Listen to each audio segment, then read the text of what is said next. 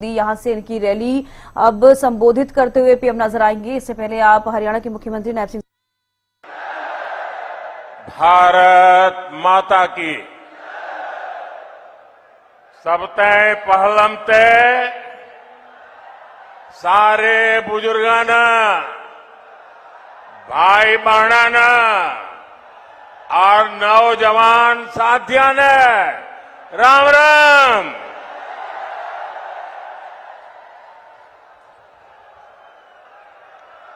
मैं सबसे पहले तो आप सबकी क्षमा मांगना चाहता हूं, क्योंकि हमारी पार्टी के यहां के साथियों ने ये जो पैंडल बनाया वो छोटा पड़ गया और इतने ही लोग बाहर धूप में तप रहे हैं। जो लोग धूप में तप रहे हैं उनको जो असुविधा हुई इसके लिए मैं क्षमा मांगता हूं, लेकिन मैं आपको विश्वास दिलाता हूं आप ये जो तप कर रहे हैं ना, ये आपका तप बेकार नहीं जाने दूंगा, विकास करके लौटाऊंगा। साथियों, अग्रोहा धाम,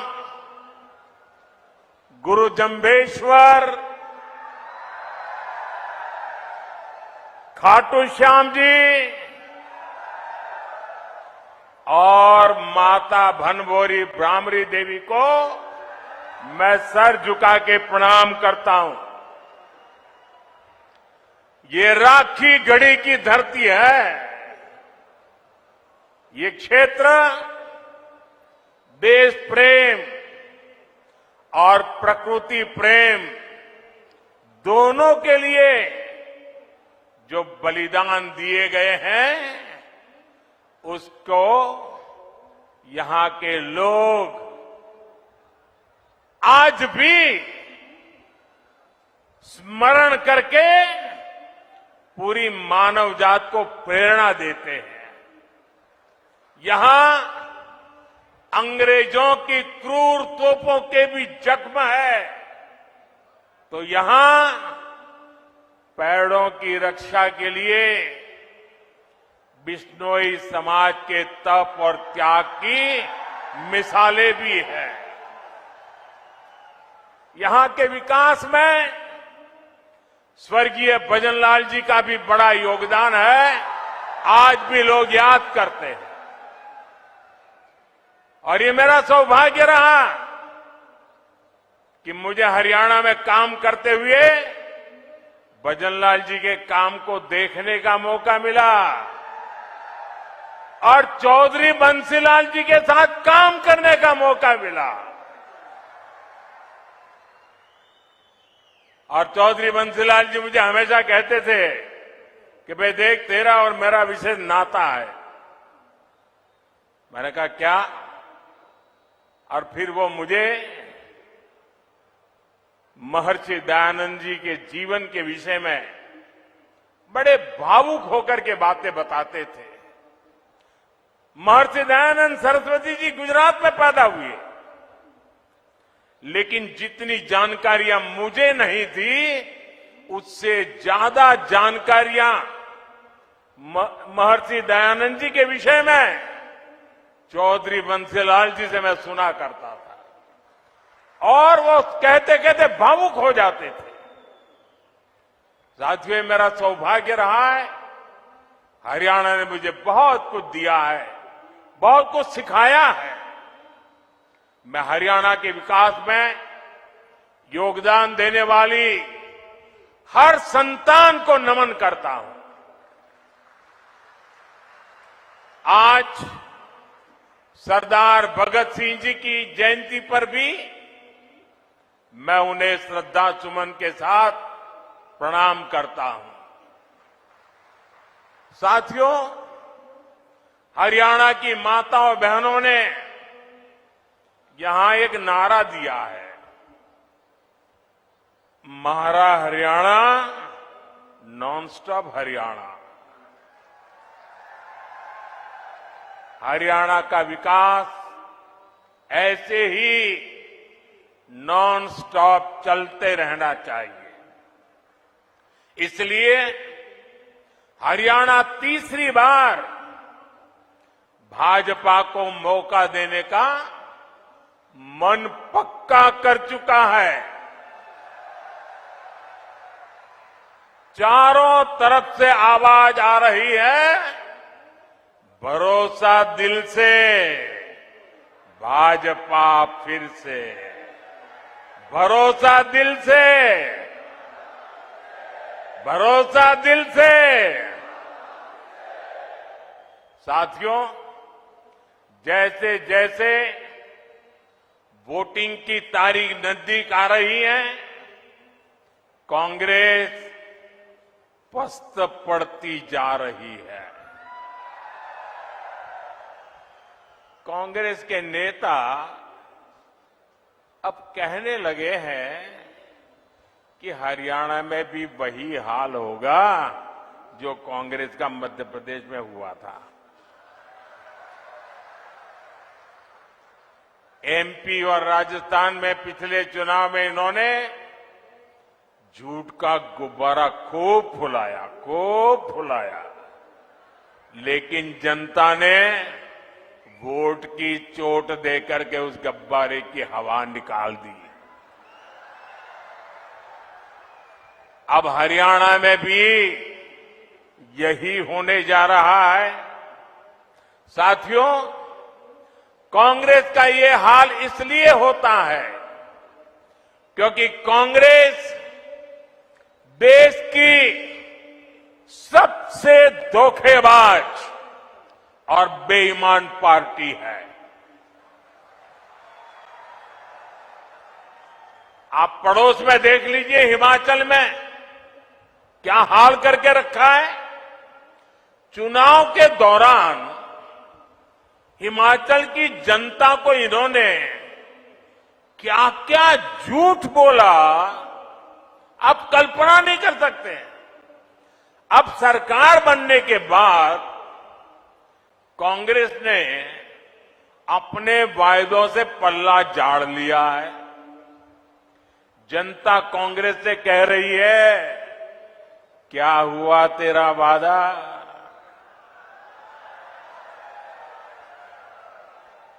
और कांग्रेस जनता से पूछ रही है, तुम कौन? दिल्ली के शाही परिवार ने झूठ बोलकर हिमाचल के लोगों को फंसा दिया। आज हिमाचल में कर्मचारियों को उनकी सैलरी और डीए देने तक इनके पास बजट नहीं है। साथियों, जहां कांग्रेस होती है वहां कभी भी स्थिरता नहीं आ सकती। जो पार्टी अपने नेताओं के बीच एकता नहीं ला सकती, वो राज्य में स्थिरता कैसे लाएगी?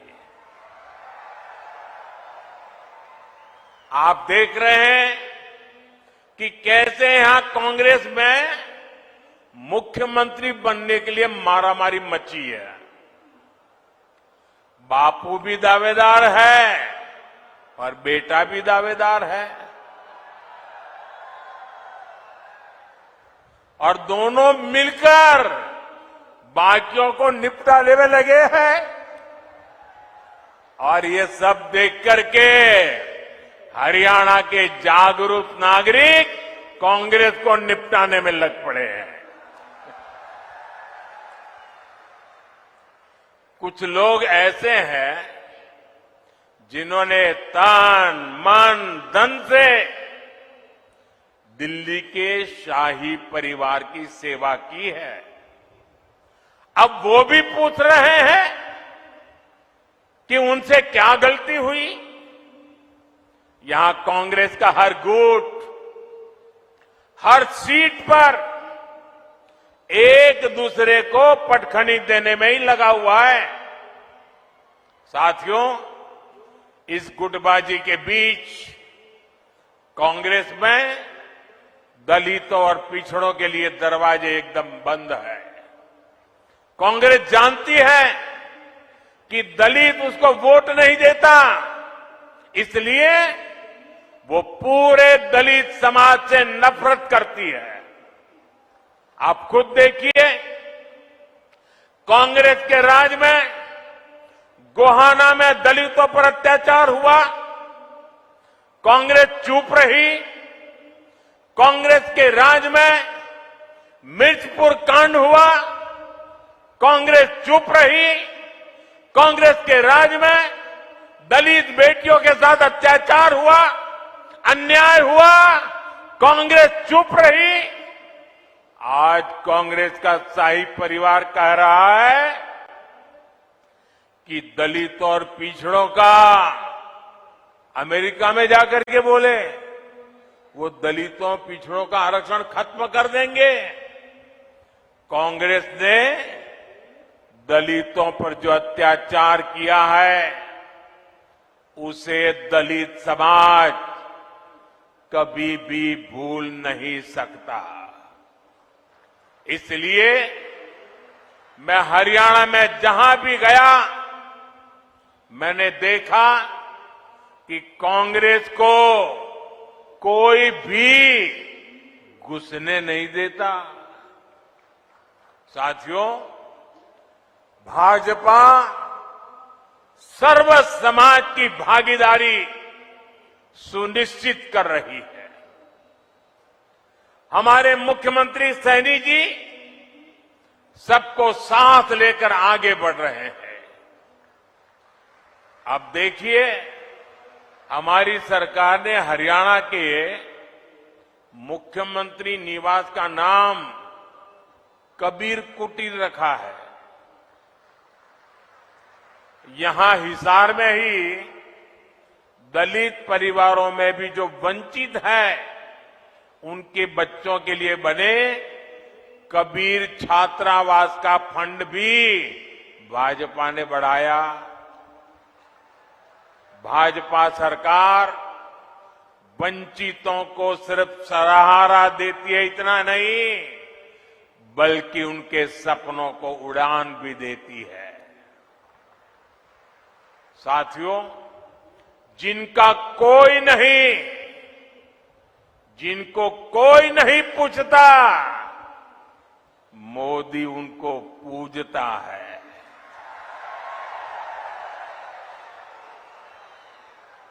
आज मुद्रा योजना से हरियाणा के लाखों लोगों को बिना गारंटी के लोन मिले हैं।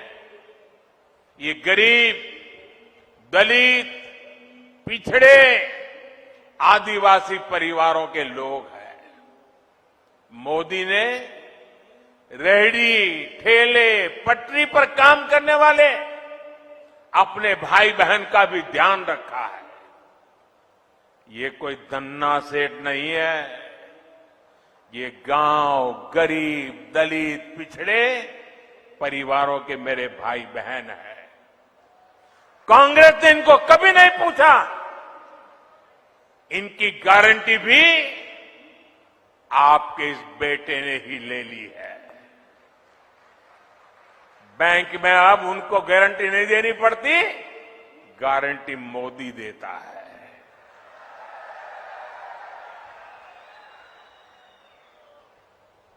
इनको भी पीएम स्वनिधि योजना से हजारों रुपए की मदद बिना गारंटी के बैंक से मिली है।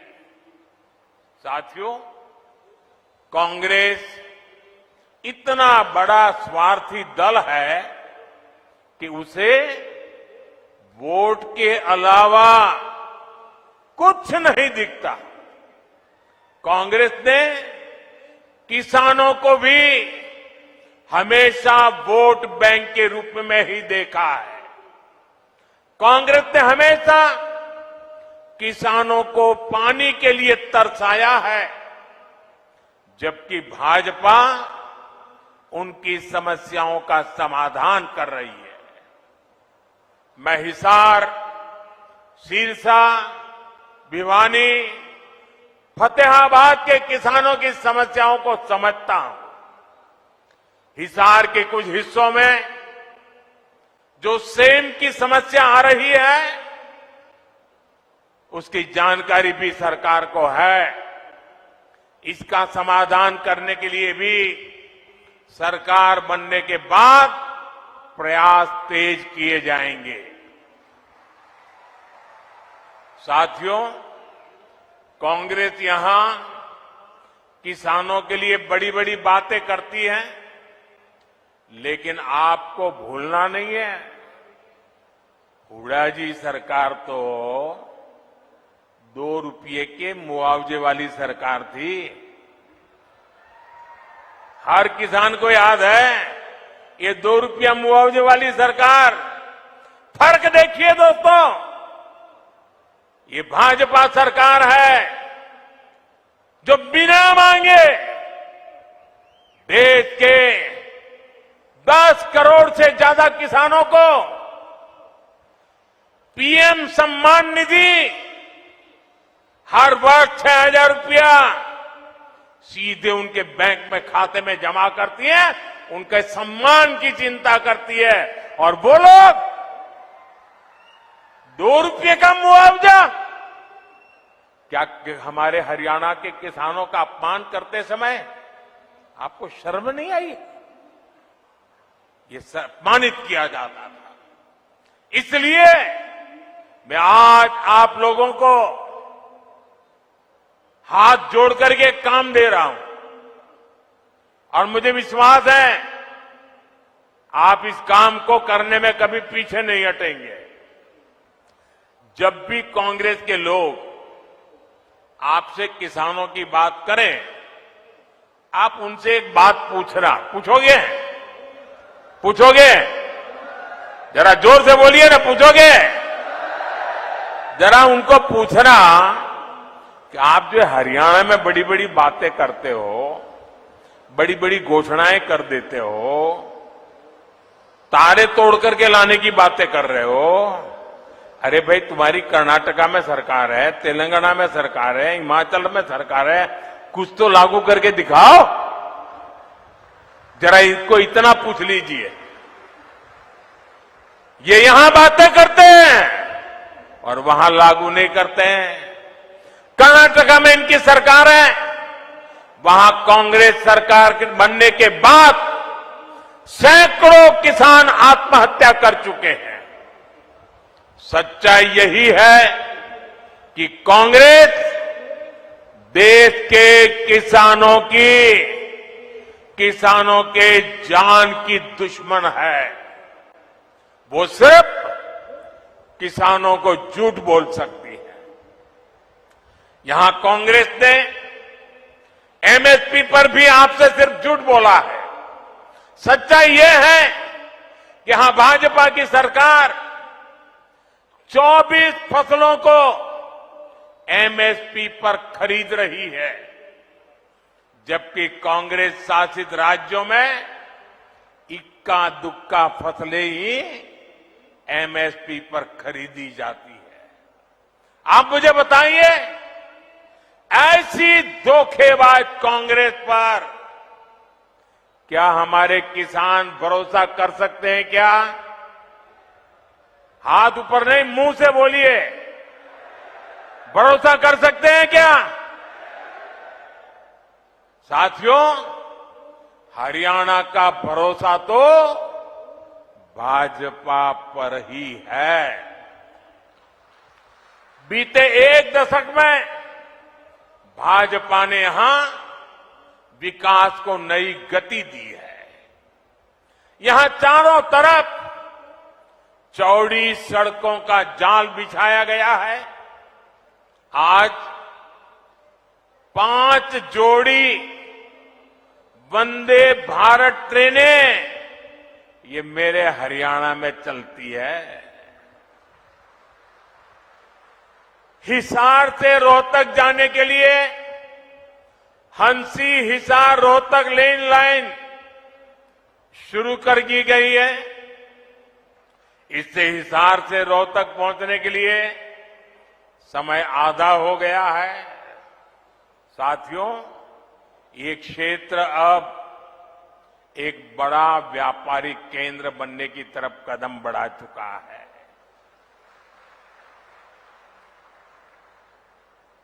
हिसार एयरपोर्ट बनने से यहां नए उद्योगों को बढ़ावा मिलेगा। और आज मुझे बता रहे हैं कि इतना बड़ा जहाज पहली बार यहां उतरा है और मुझे आने का सौभाग्य मिला है।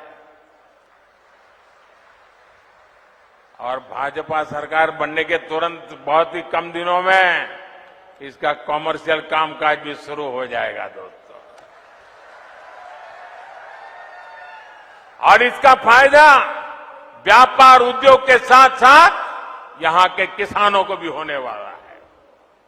अब किसानों की उपज आसानी से कम समय में विदेश निर्यात कर पाना संभव हो पाएगा।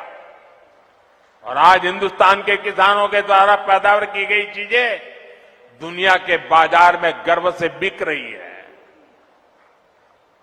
इससे व्यापारियों को, दुकानदारों को, किसानों को, हर किसी को फायदा होने वाला है।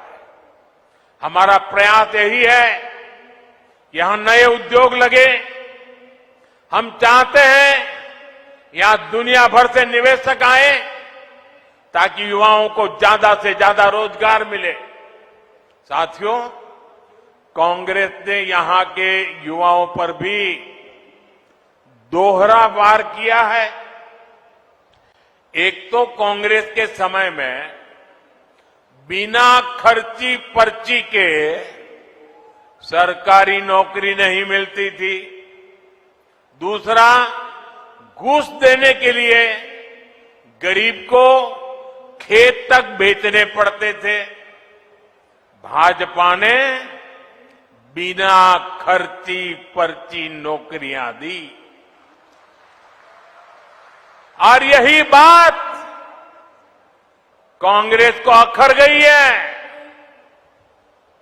इसलिए कांग्रेस की भर्ती रोको गैंग ने युवाओं को नौकरियां देने पर ब्रेक लगवा दिया। कांग्रेस की भर्ती रोको गैंग को इस चुनाव में मेरे सभी नौजवान उनको जरा सबक सिखाइए ताकि आपके भविष्य को ताला लगाने का पाप न करे।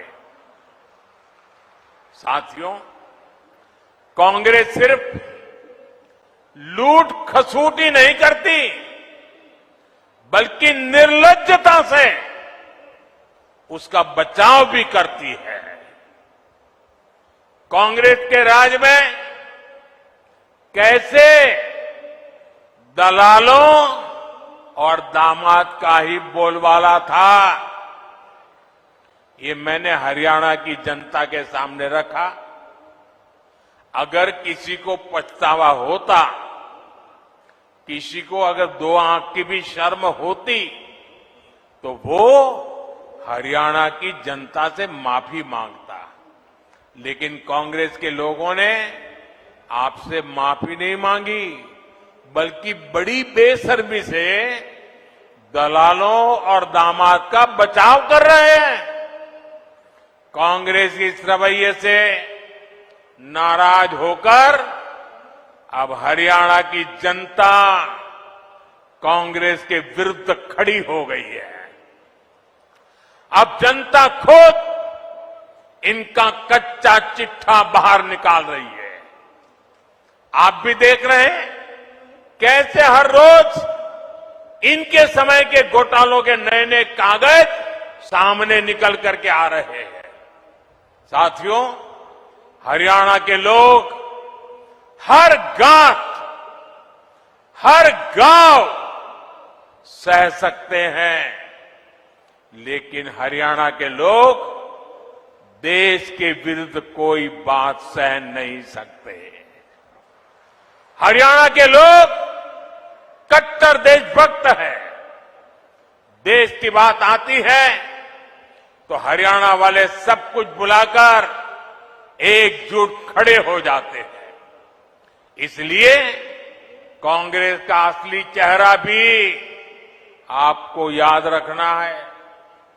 आज की कांग्रेस अर्बन नक्सलियों के चंगुल में है। मैं कोई ढकी छुपी बात नहीं कर रहा। कांग्रेस के नेता विदेश जाते हैं तो किससे मिलते हैं? ये उन लोगों से मिलते हैं जो भारत के दुश्मनों की भाषा बोलते हैं। कांग्रेस के इंटरनेशनल पार्टनर वो लोग हैं जो दुनिया भर में भारत को बदनाम करने में जुटे हैं। विदेश में जाकर कांग्रेस के नेता वही भाषा बोलते हैं जो भारत का बुरा चाहने वालों को पसंद आती है। आप भी सोचिए, आखिर क्यों पाकिस्तान कांग्रेस का समर्थन करता है? कांग्रेस की नीतियों को पाकिस्तान को पसंद आती है। साथियों, हरियाणा के लोगों को कांग्रेस के वादों इरादों से बहुत सावधान रहना है। कांग्रेस ने कहा है कि वो जम्मू कश्मीर में फिर से 370 वापस लाना चाहती है। कांग्रेस फिर से पत्थरबाजी और बम बंदूक को हवा देना चाहती है। जिन पत्थरबाजों ने हरियाणा के बेटे, फौजी बेटे जो वहां ड्यूटी कर रहे थे, वहां के पत्थरबाजों ने उनको लहूलुहान कर दिया। अब कांग्रेस ऐसे लोगों को रिहा कराना चाहती है। अब बताइए, ये अर्बन नक्सली कांग्रेस किसके साथ है? ऐसी कांग्रेस को हरियाणा का किसान, हरियाणा का नौजवान और हरियाणा की माताएं बहनें क्यों पसंद करेगी, क्यों वोट देंगी? साथियों, आज 28 सितंबर है। मैं आपको याद कराता हूं, 28 सितंबर की रात को ही हमने सर्जिकल स्ट्राइक की हुई थी। भारत ने आतंक के आकाओं को बता दिया था कि भारत अब घर में घुसकर मारता है। और कांग्रेस ने क्या किया था? कांग्रेस ने हमारी सेना से सर्जिकल स्ट्राइक के सबूत मांगे थे। यही कांग्रेस है जिसने हमारे सेनाध्यक्ष तक को गली का गुंडा कहा था। कांग्रेस ने हमारी सेना के बजाय दुश्मनों के झूठ पर विश्वास किया। क्या देशभक्त हरियाणा के लोग ऐसी कांग्रेस को बर्दाश्त करेंगे? साथियों, यही कांग्रेस है जिसने दशकों तक हमारे फौजी परिवारों को 1 रैंक 1 पेंशन नहीं दी। कांग्रेस सिर्फ 500 करोड़ रुपए दिखाकर झूठ बोलती थी कि 1 रैंक 1 पेंशन लागू करेगी।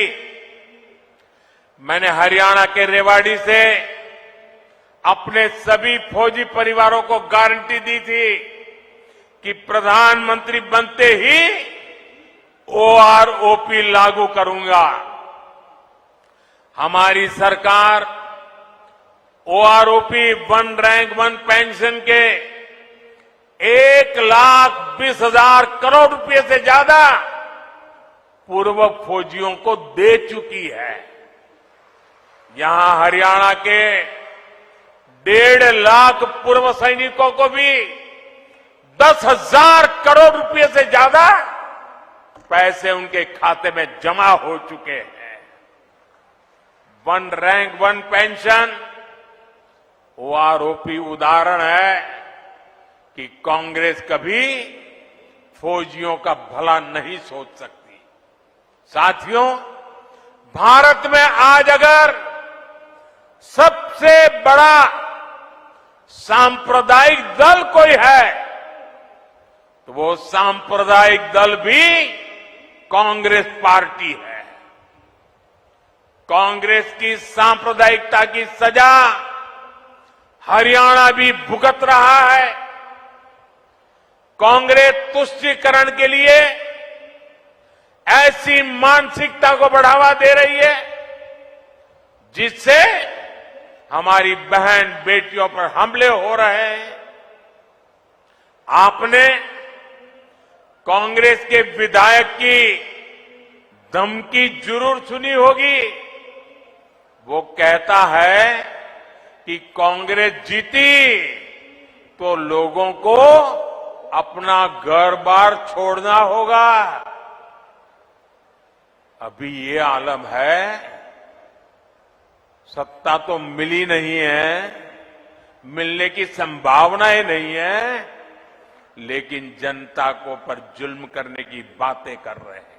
अगर ऐसे लोगों को सत्ता मिल गई तो क्या होगा, ये सोच करके भी रोंगटे खड़े हो जाते हैं। इसलिए हरियाणा के हर वोटर से मैं कहूंगा कि जब भी वोट डालने जाना तो ऐसी धमकियों को जरूर याद रखना। साथियों, हरियाणा की जनता और हरियाणा भाजपा के कार्यकर्ता एक साथ मिलकर विकास को नई गति देने के लिए तैयार है। ये मेरा सौभाग्य है कि मुझे बूथ स्तर के भाजपा कार्यकर्ताओं से पिछले दिनों उन सबसे बातचीत करने का अवसर मिला। 2 दिन पहले अनेक साथियों से मेरी चर्चा हुई। उनका आत्मविश्वास देखकर मेरा विश्वास और ज्यादा बढ़ गया है। मैं हरियाणा के सभी भाजपा कार्यकर्ताओं से भी कहूंगा, हरियाणा हांगे का प्रदेश है, पूरा हांगा ला दियो।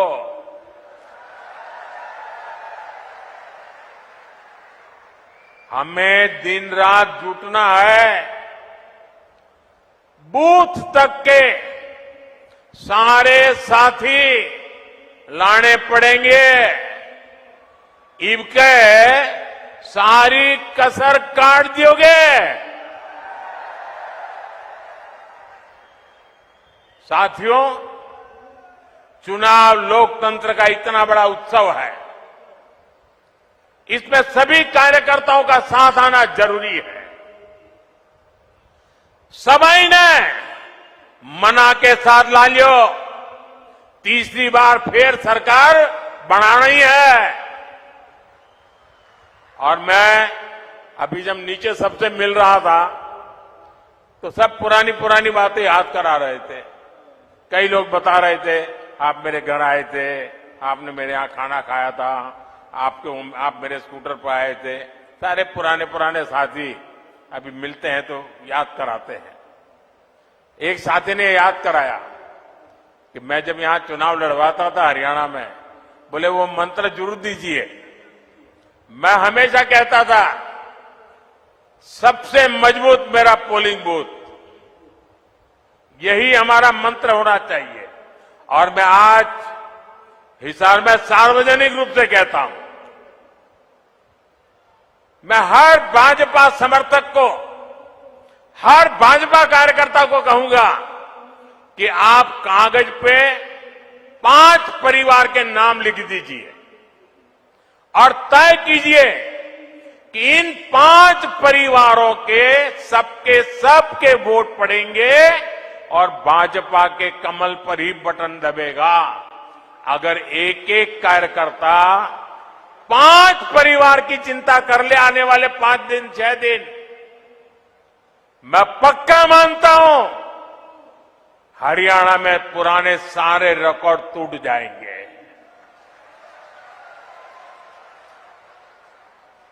मैं एक बार फिर इतनी बड़ी संख्या में यहां आने के लिए आप सभी को धन्यवाद देता हूं।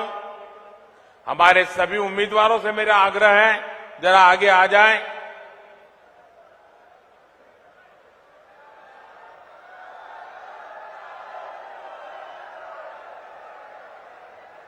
आप सबके आशीर्वाद उनको मिले, ये प्रार्थना करने के लिए मैं आया हूं। मेरे साथ बोलिए भारत माता की, भारत माता की, भारत माता की। बहुत बहुत धन्यवाद। माननीय तो हिसार से प्रधानमंत्री नरेंद्र मोदी को आप सुन रहे थे। जन आशीर्वाद रैली में पीएम की ये हुंकार और जनता को संबोधित प्रधानमंत्री नरेंद्र मोदी ने किया है। तमाम बातें उनकी तरफ से कही गई हैं। कांग्रेस पर भी निशाना उन्होंने साधा। देखिए, एक बार फिर से हरियाणा में भारतीय जनता पार्टी की सरकार बनाने का दावा जो है प्रधानमंत्री नरेंद्र मोदी ने मंच से किया है। बीजेपी की हैट्रिक लगाने की बात प्रधानमंत्री नरेंद्र मोदी कहते नजर आए। तमाम जनता यहां पर पहुंची प्रधानमंत्री को सुनने के लिए।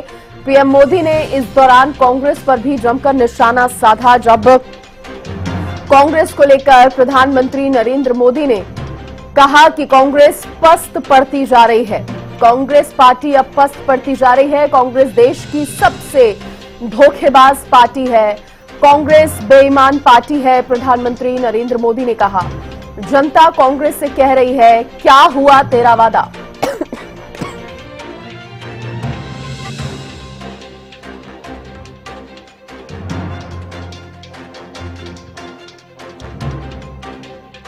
दलित समाज से नफरत करती है। प्रधानमंत्री नरेंद्र मोदी ने देखिए एक बड़ा मुद्दा जो बार बार उठाया जा रहा है बीजेपी की तरफ से, कांग्रेस को दलित समाज का विरोधी बार बार भारतीय जनता पार्टी जो है वो बता रही है पिछले दिनों, कई दिनों से। और प्रधानमंत्री नरेंद्र मोदी ने भी मंच से इस मुद्दे को उठाया। हरियाणा में बीजेपी किसानों की हितैषी है, पीएम मोदी ने कहा, और कांग्रेस पर भी उन्होंने जमकर निशाना साधा है। तो बड़ी खबर उस वक्त की आपको बता रहे हैं। देखिए, आप प्रधानमंत्री नरेंद्र मोदी को सुन रहे थे। हिसार पहुंचे पीएम मोदी, जब उन्होंने मंच से जनता को संबोधित किया तो ये तमाम बातें वो कहते नजर आए।